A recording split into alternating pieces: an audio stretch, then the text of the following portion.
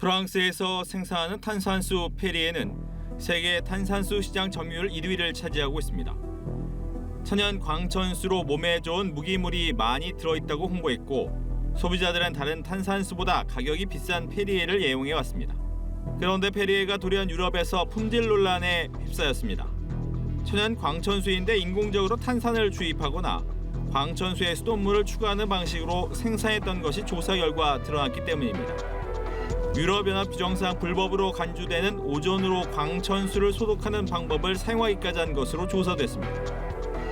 이에 네슬레 측은 규제 문제를 제대로 보지 못했다며 현재는 모든 규정을 지키고 있다고 해명했습니다. 유럽 내에서 페리에 위생 논란이 불거지자 국내 유통가에서도 속속 판매를 중단하고 나섰습니다.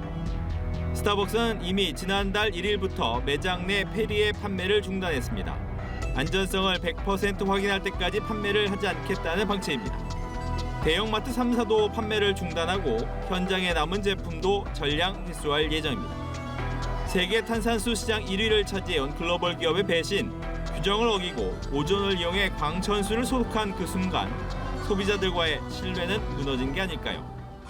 옥스퍼드 영어사전의 한국어 컨설턴트를 맡고 있는 옥스퍼드대 조지은 교수는 최근 영어권에서 한식 관련 단어 사용이 급증하고 있다며 이런 추세를 반영한 작업을 하고 있다고 밝혔습니다.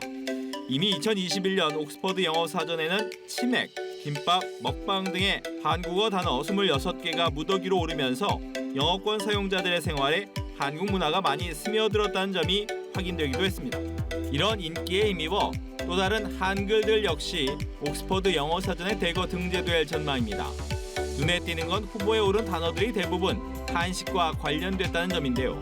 특히 한국 드라마를 통해 많이 알려진 달고나, 떡볶이 등의 단어들이 사전 검토되고 있는 것으로 전해졌습니다.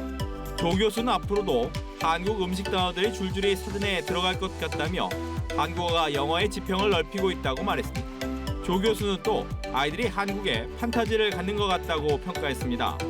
영국에서 한국어를 배우고 있는 어린 학생들의 모습, 한글 카드를 온몸에 주렁주렁 매달고 재미있다는 듯 웃고 있는데요.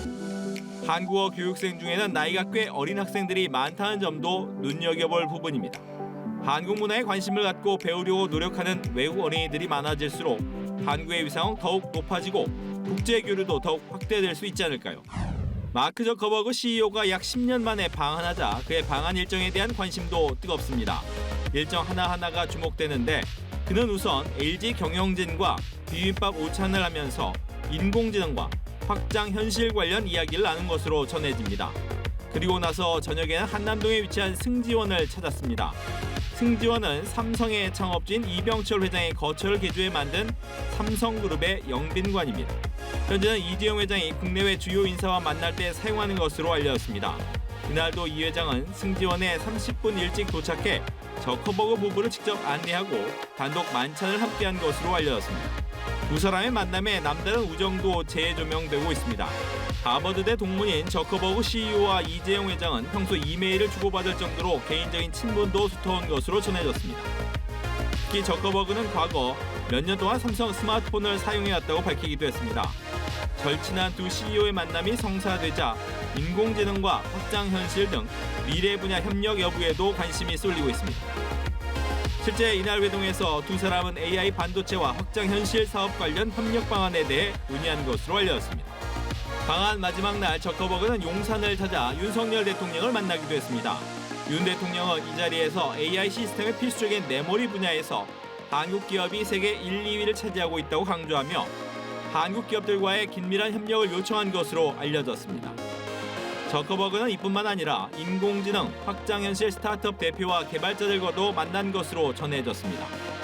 9년 4개월 만에 찾은 한국에서 저커버그 CEO는 무엇을 얻고 또 무엇을 남기고 떠날까요?